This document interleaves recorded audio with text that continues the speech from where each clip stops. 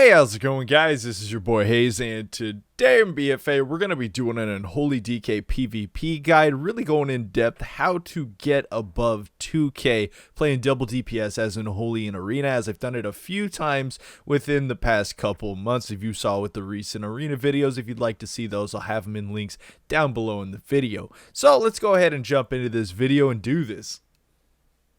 It's who we are, it's what we do, we've come so far. And now we pay the price, so don't even cry.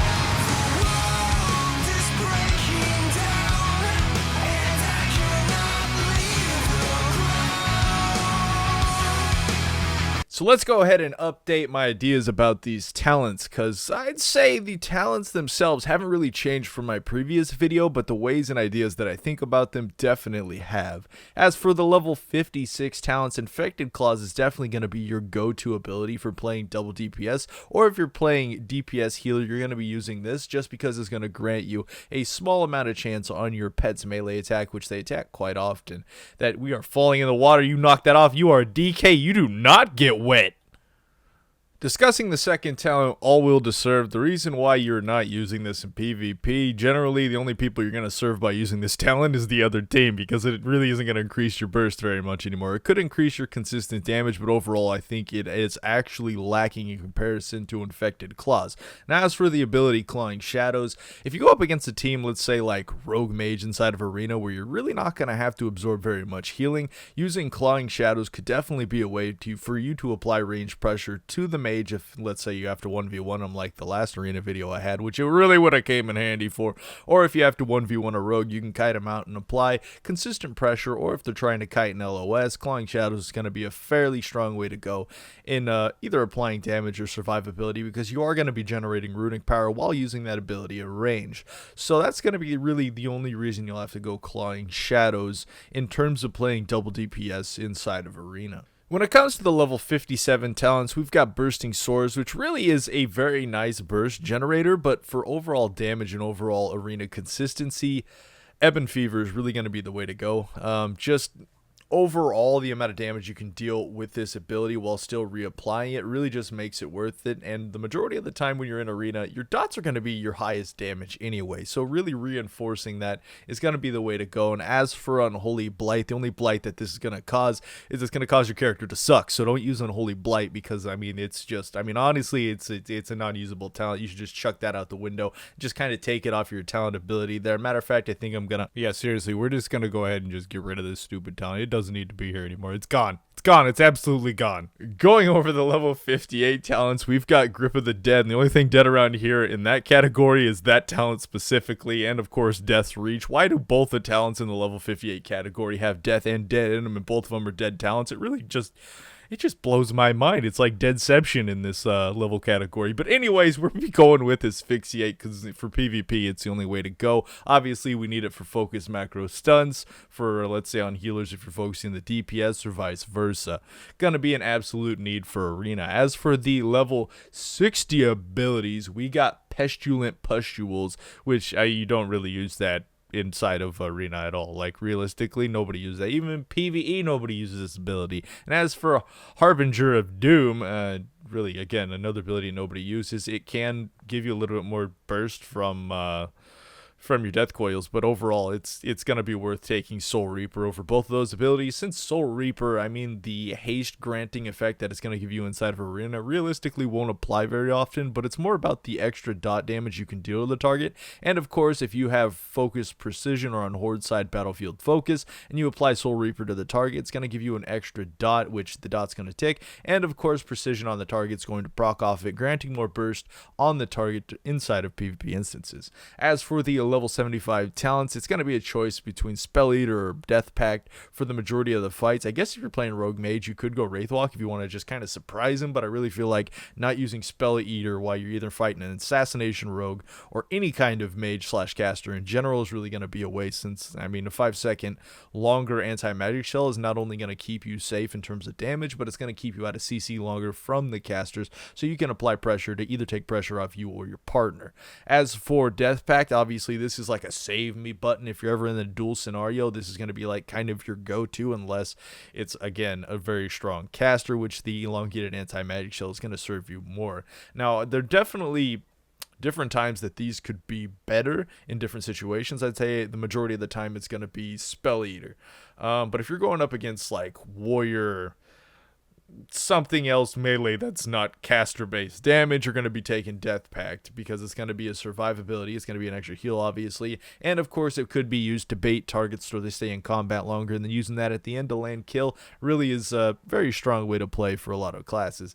Alright, so another thing we're going to be talking about, of course, is the level 90 talents. Now, as for my go-to for Arena 2v2 double DPS, Pestilence is the way to go, so you can apply extra festering wounds by dropping a death and decay on the target if you know the target's going to be staying still. Otherwise, it's a complete waste to use.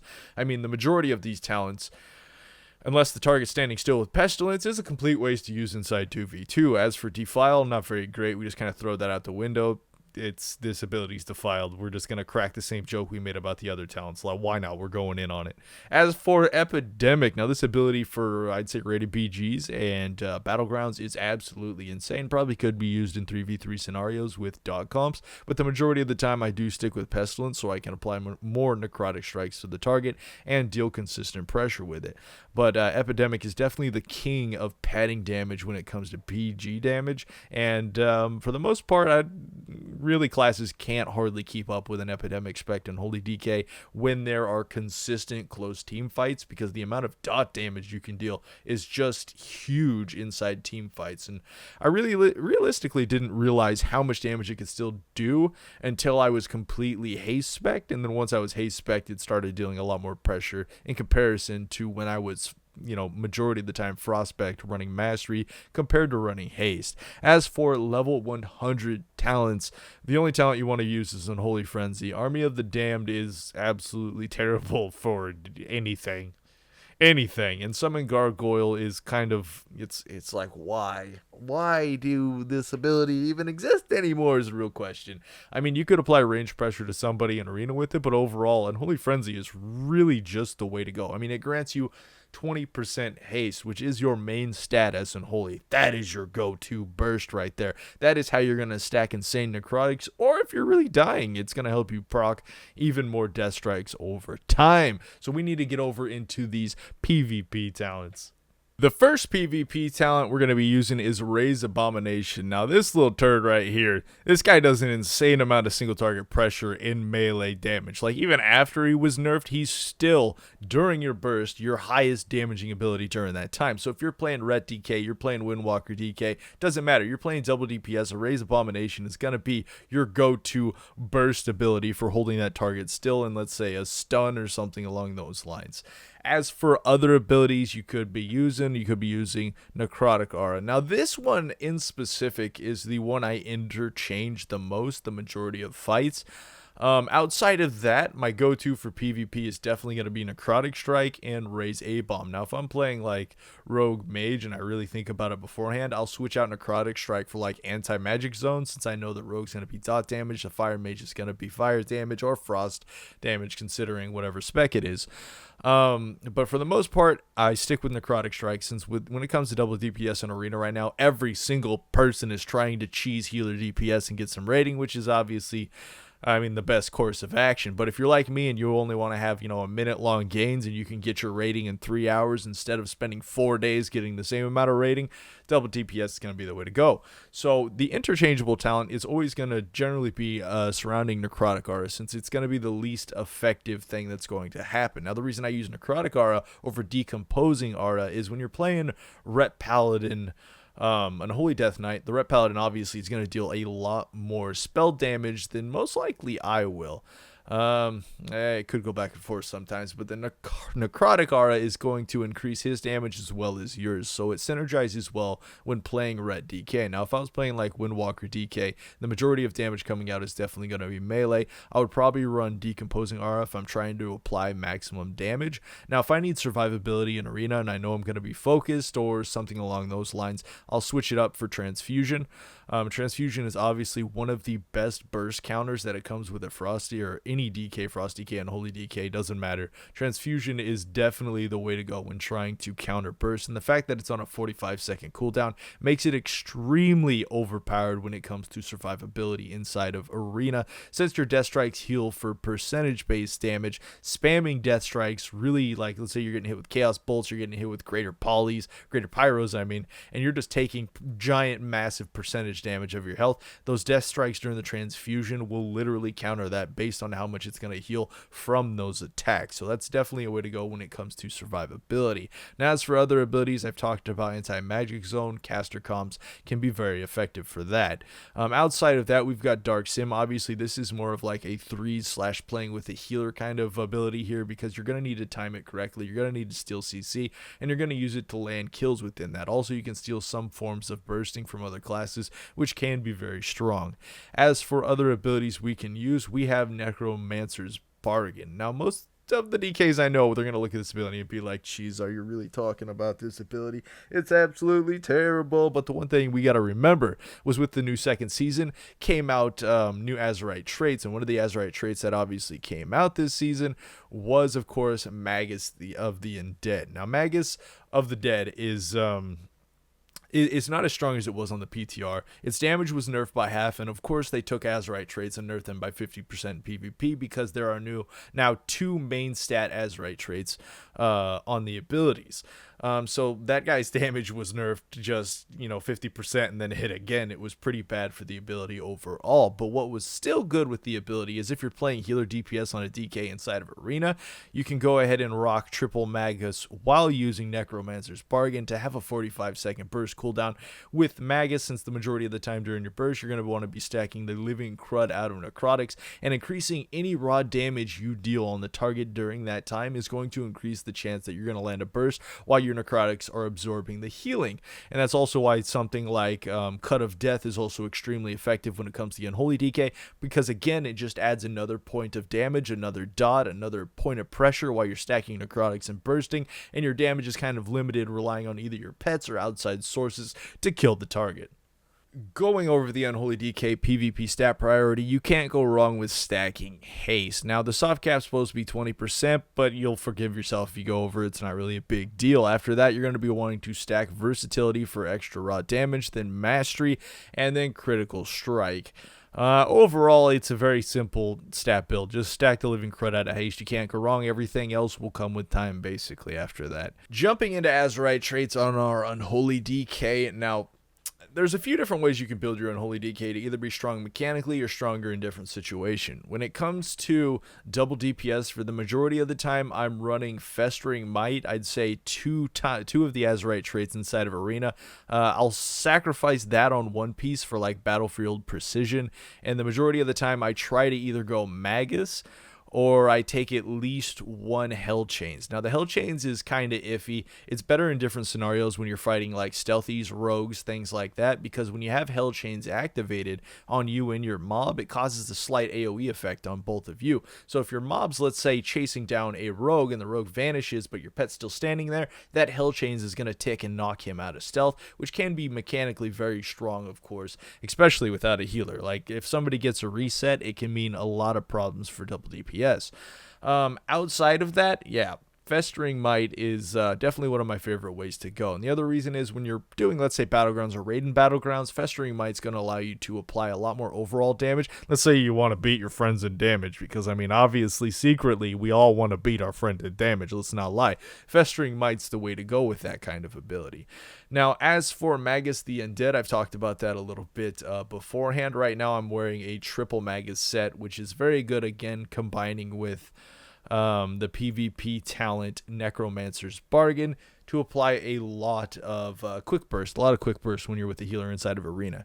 Now, if I was playing double DPS, I would definitely switch out, let's say, my Azerite Helm, which does have an extra Magus on it for Battlefield Precision, for extra burst, let's say, on the target. And, of course, it has Festering Might to increase my overall damage. And that will actually give me a fairly large burst within those stacks of Festering Might, especially if I'm proccing Apocalypse within those. Discussing what trinkets you should be using for double DPS. Now, it becomes a little tricky. Now, as everyone knows, there's been a giant craze when it comes to using Gladiator's Maledict, but when it comes to Unholy DK, unless you're playing with a Windwalker that has extreme one-shot burst, the majority of the time, I found that Gladiator's Maledict, when it comes to playing double DPS, isn't the greatest choice for an Unholy DK in my opinion. And the reason being is when you apply Necrotic Strike on a target and you throw up, let's say, Maledict when you're bursting to try and land a kill, the healing will be absorbed through your Necrotic Strikes first. It won't be absorbed through the Maledict, which is a giant pain because, I mean, what's the point of bursting on a target, absorbing all the heals, and instead of using the trinket that you have up, it uses the Necrotic Strike you would rather have on the target because the trinket only lasts for 6 seconds. Yes, a very effective trinket when timed in the right, but it can completely screw up your overall DPS when playing an Unholy DK inside of an arena. Like, it's good, but it's not at the same time. And not to mention the fact that it's absorbing your necrotics, healers can dispel this ability on themselves, making it, of course, not even worthy using on the target.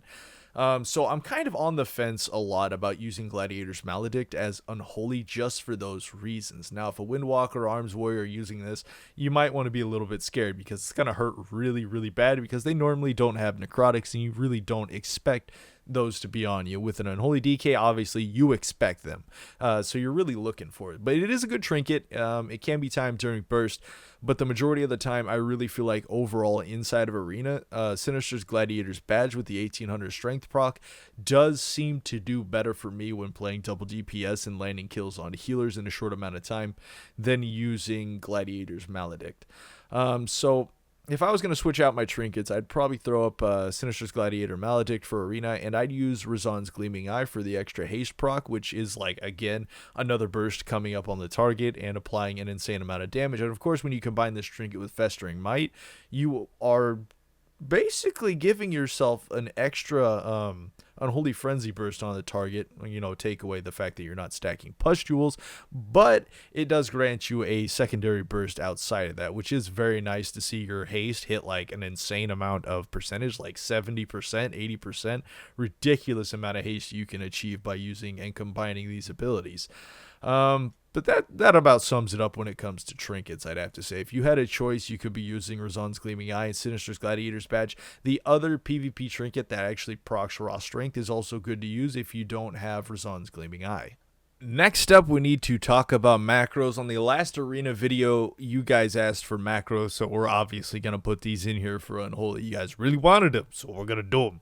All right, so starting out, we need to talk about focus macros, focus CC macros, because the majority of the time, these are what people are missing from going. Let's say you're 1700 rated and you want to get to 2K and you can't figure out what's going on. You guys are, clicking, switching between targets and trying to CC chain and stuff like that, and it's really not going to work out at that rating. You need to be much faster, you need to be a lot more precise, and the fact that other people are paying attention to who you're targeting is going to affect whether or not a healer tries to fake cast you or something along those lines. So you need to have focus macros, especially when it comes to peeling and things along those lines. As for playing double DPS, it becomes slightly easier since the majority of the time we are killing healers as Ret DK. If you're playing Windwalker DK, majority of the time you're going to be killing DPS since you have an excessive amount of extra CC to put in on that healer from a Windwalker that you can land a kill on the majority of DPS as long as they don't have bubbles and things like that. But talking about these focus macros and why they're so important, first off, you're going to want a cast target equals focus asphyxiate / cast asphyxiate. Now this ability is going to allow you want to keybind your focus target to something very easy for you to hit, obviously, because most likely you're going to be switching that around a bit. Let's say this is the second target over here to the right. I have him on focus target. Now I'm going to DPS on this target, just going about some damage, and I need to stun this target. My burst is coming up, my Ret's burst is coming up. Obviously I'm going to let the Ret burst first since his Hodge is longer than my asphyxiate, and it's going to allow us to get a bit more damage off. 1 second worth of damage is actually quite a bit when it comes to PvP. So I'm on this target, I'm dealing pressure, we're going ham. Let's say we're trying to kill a DPS right now, the healer's over to the right. You're going to throw up your asphyxiate and stun him. Now that's the greatest thing about this is you don't have to click the target, you don't have to see the target. You don't have to let the target know that you're even watching. So you need to be using this if you want to gain a rating, let's say from about 1700 up to about 2k. Focus macros are a need. You are going to hit a wall if you are not using focus macros. Now the same thing is going to apply when you're using your mind freeze. You're going to be DPSing on this DPS. You're going to see the healer, let's say the focus macro over here. You're going to see him cast. It'll show a bar just under his name, and you're going to hit the focused interrupt, and it's going to be literally the same thing as the macro I just showed you. It's going to be show tooltip, mind freeze, cast target equals focused mind freeze, which is again just going to cast the interrupt on the target next to you, and it's going to cause them not to be able to do it. Now this function is generally related towards double DPS 2s. As for 3s, you can use this in 3s all you want. It'll work fairly closely the same, but as for 3s, you will need to apply a little bit more focused target macros for such things like Chains of Ice and a few other abilities if you really want to peel targets well off your healers. As for double DPS, when I'm playing like Ret DK, yeah, it would definitely help to use a /chains focus macro, but not necessarily focus target. You would actually have to use Arena 1, 2, and 3 for Icy Chains inside 3s to peel, or inside 2s. It would probably be better to do it that way, since the majority of the time you're going to be focusing. If you're going to have a focus target, it's most likely going to be the healer. The next macro you're going to be needing to take is a move macro for your pet. Now this is where Unholy DK becomes a bit more a bit harder than I'd say at Frost DK when it comes to Arena, is pet management. Let's say I'm DPSing on this pet, and I'm going to, let's say, land an interrupt with my pet. Now that's another macro you need to have later on. I'll obviously put that in the comments down below.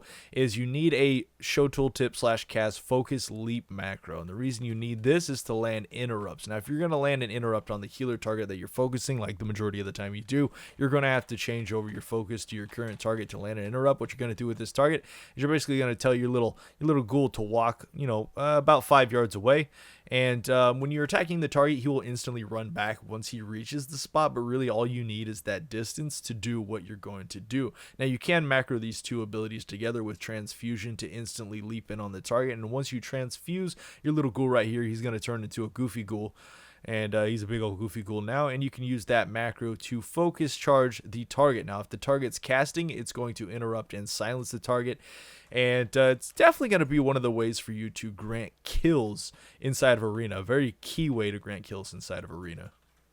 So we've covered the ghoul interrupt. The next thing you're going to need is a focus gnaw. And of course for 3s, you're going to want to put these into 1, 2, and 3 Arena so you can interrupt whatever you're going to interrupt with it. Now when it comes to focus gnaw, it's the same thing as the other spell casting. The only difference is you don't have to get 5 yards of range to stun a target. Now the other thing you want to do is of course use your gnaw during Dark Transformation, since it will increase your gnaw from a 1 second to a 2 second. Now the nice thing about your ghoul is you want to kind of try to chain these together if possible, as long as there isn't a major DR. And even if there is a major DR and it can only stun for 1 second, it could be enough to kill the target, so keep that in mind. Now the way you'd chain these together obviously is to send your ghoul out there, you'd use Dark Transformation, and then you'd use Leap on the target, and then you'd go straight into your gnaw macro to focus stun the target just after using that. So you get a slight small CC chain just based out of what your pet is capable of doing. This is going to be very key for you to land kills on healers, especially if you just need like a kick. Let's say you've used your kick, your partner's used your kick, and all you need is a simple interrupt for a cast to land a kill. That's going to be the way to go. And it can be a very scary small CC chain for healers inside of arenas, especially if this is your secondary burst coming out, because it's something we need to talk about when it comes to double DPS damage is secondary burst. You're not going to want to proc everything together. You're going to want to try and get kills during what we'd call a secondary burst, playing Ret DK inside of Arena. A macro you need to have to increase your damage on a target. It's a very simple macro to have. You have to have /hashtag show tooltip Necrotic Strike /petattack /cast Necrotic Strike /cast Claw. Now this ability will use Necrotic Strike and will also force your pet to attack the target. Now the reason why I only have Necrotic Strike bound to this is because if you send your pet off to, let's say, La La Land, and then you hit this macro, he's instantly going to start attacking the whatever you're focusing. So if you're trying to send him off an attack and you're spamming that necrotic, he ain't gonna listen to you. He ain't gonna do anything you said. So obviously I'm not gonna bind this to Festering Strike, which is something I do for PvE, and I'd even bind that to Death Strike if I was just trying to, you know, come up with constant pressure. I'd bind that to Death Coil to even combine it with it's a little bit more constant pressure. But if you leave him on obviously auto attack with Claw, he'll use it fairly often. But you'll notice he's sitting on a lot of power right there. He could Claw right now. He could Claw right now, but he's obviously not. And that's the reason why you want to bind that to at least one of your abilities,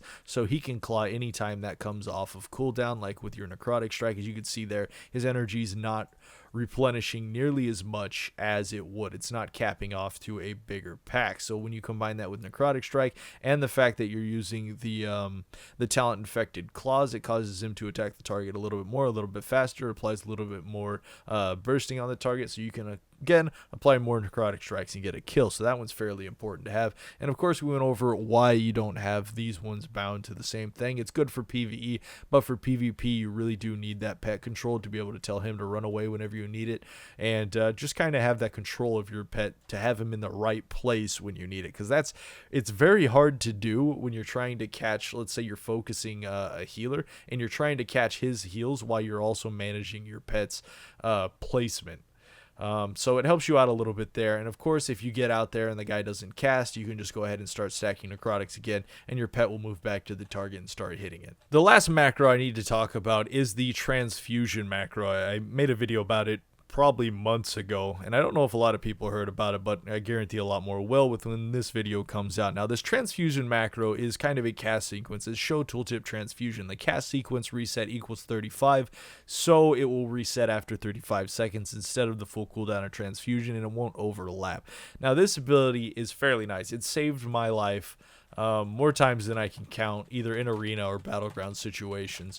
Now, this ability is really nice. You see I've got it set here to T, Transfusion, the macro. All you have to do is hit that macro, and it will throw up Transfusion and Death Strike at the exact same time of throwing up this ability, and you just sit there and spam that Transfusion Death Strikes all the way through that that small 6-second window of transfusion, or 7-second window of transfusion. It's going to reduce again your death strike by runic power cost by 50%, allowing you to get a lot more death strikes off in that small window. Now, the other thing to remember why this macro is fairly well for this is because it throws up transfusion and death strikes at the exact same time. That way you will at least get off 1 to 2 death strikes before either being disarmed or somebody trying to counter CC you with this ability, and it becomes a lot easier to survive when being able to just spam one button on that instead of hitting multiple. Alright, so for Double DPS, let's go ahead and talk about Unholy DK Rotation. Now, when playing Double DPS, it's kind of tricky. You need to delegate in your mind what kind of cooldowns you could proc to take away the largest amount of cooldowns from the healer that you're fighting, such as, you know, like the highest tier ability you want to be going for against a Holy Paladin would be taking away his bubble. Mistweaver Monk destroying Cocoon. A Priest taking off Pain Suppression. You know, getting rid of that crap. That's the stuff you want to be looking for in terms of what kind of cooldowns you're going to be using to force somebody to pop theirs. And that really becomes important when it comes to playing a Double DPS, since, like I said before, 90% of the time you're going to be fighting healer comps, DPS healer comps in the current season. Why? Probably because there's not very many people that are capable of playing Double DPS above 2k, I can imagine. So anyways, going into specifics about this.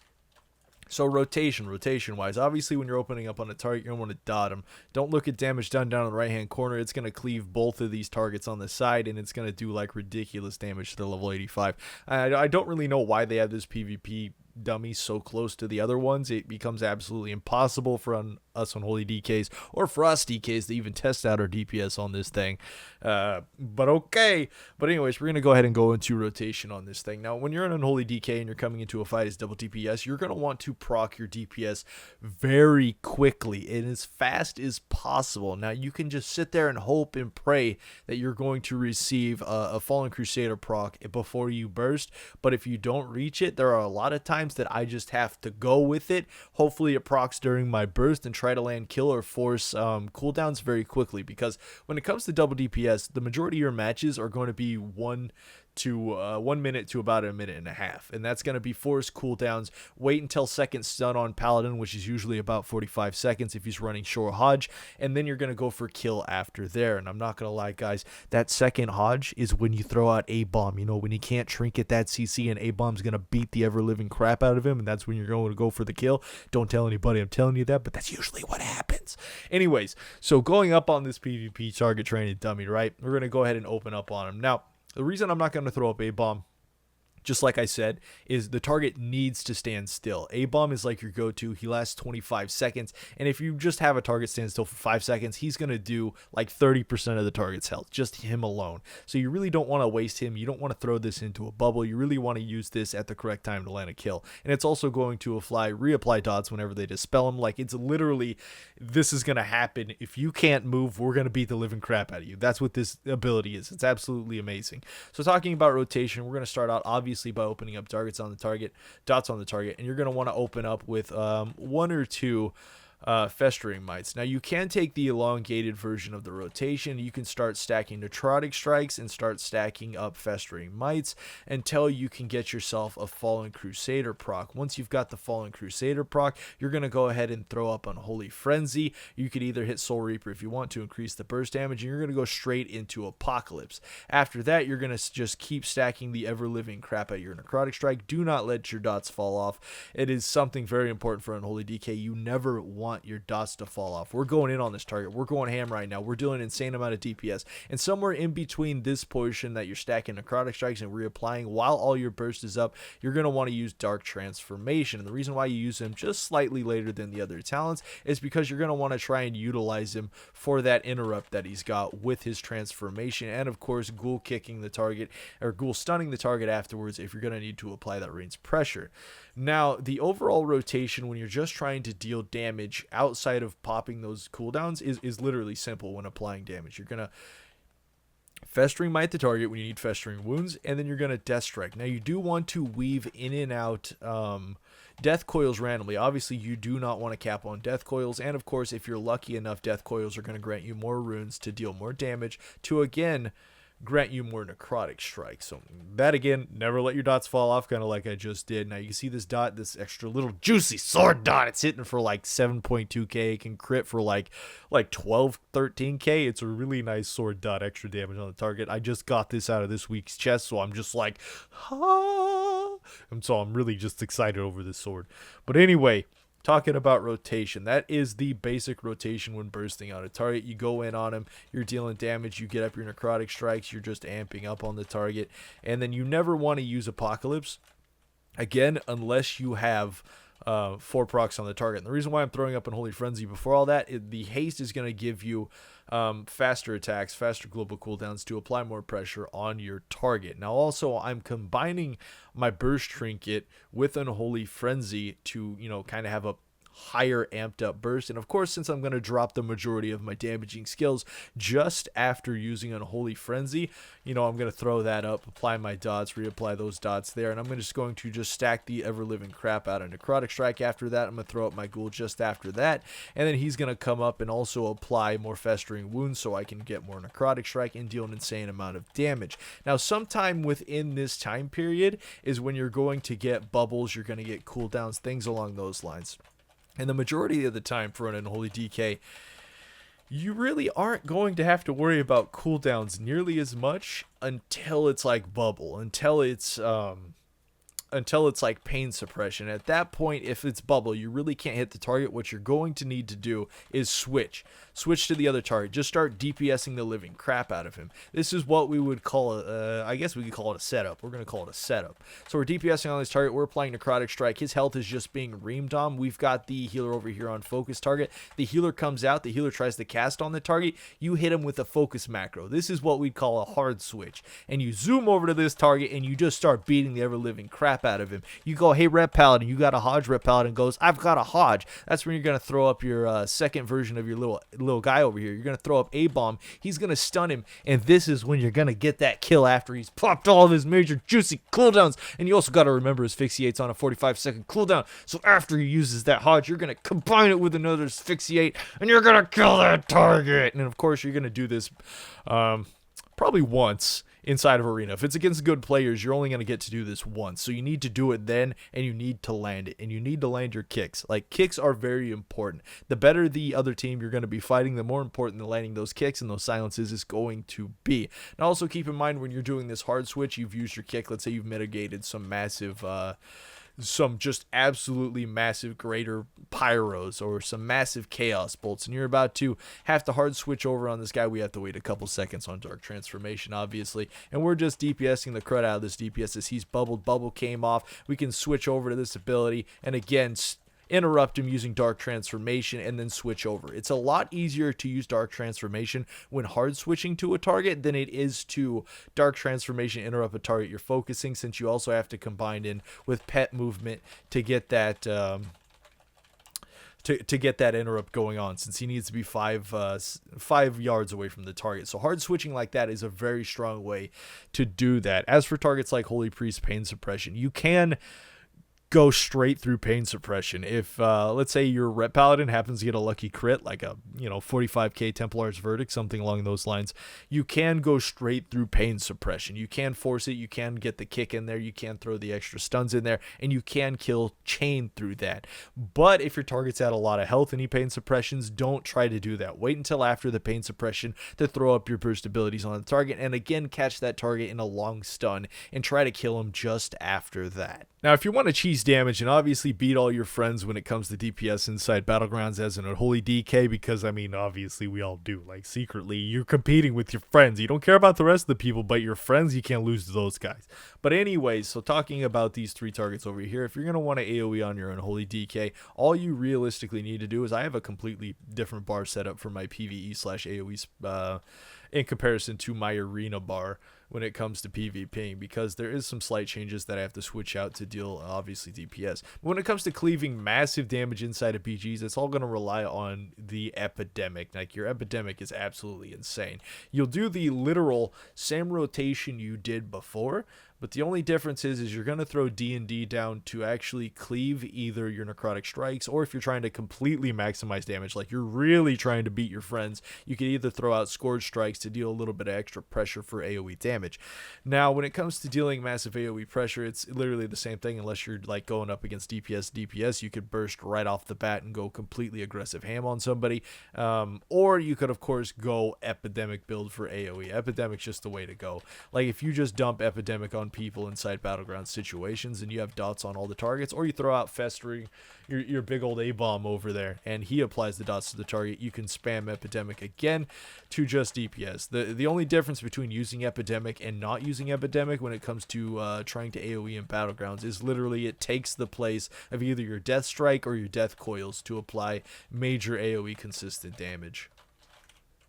So now that we've covered pretty much all there is about basic DK stuff when it comes to double DPS, let's go ahead and discuss strategy, how you're actually supposed to play the comp when it comes to double DPS. Now, the one thing you need to remember with this comp over playing, let's say, something like healer DPS, is you need to be very aggressive. Now, generally running away from your healer, dragging him out to the middle while you jump across or behind a pillar to attack somebody, not the greatest option when playing double DPS, because you're probably going to get caught in a Frost Nova and take a lot of damage behind that pillar, and it may actually put your healer in a bad spot to take a chain CC, and then you just go ahead and keep taking the damage and die. Not something you want to do. But when playing double DPS, you need to be very aggressive.